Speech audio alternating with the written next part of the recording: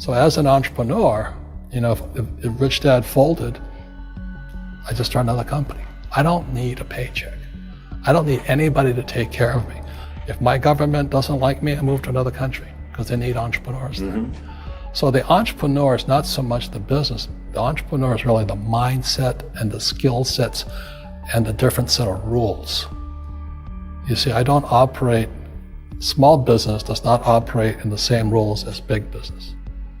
Entrepreneur is a mindset first, a skill set, and rules.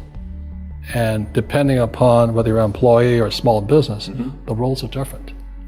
The mindsets are different, the skill sets are different. If you could say one thing to somebody who's never been an entrepreneur and they're thinking about making the leap of faith into becoming an entrepreneur, what could you tell them?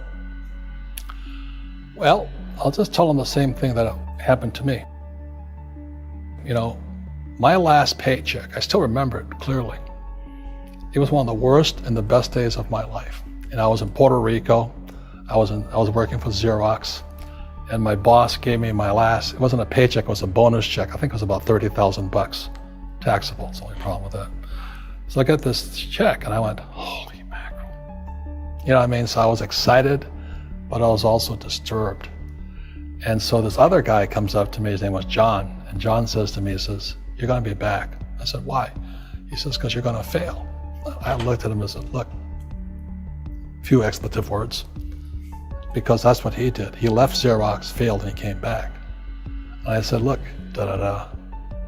you failed and you came back, but I'm gonna fail and I'm never coming back." And that's the attitude.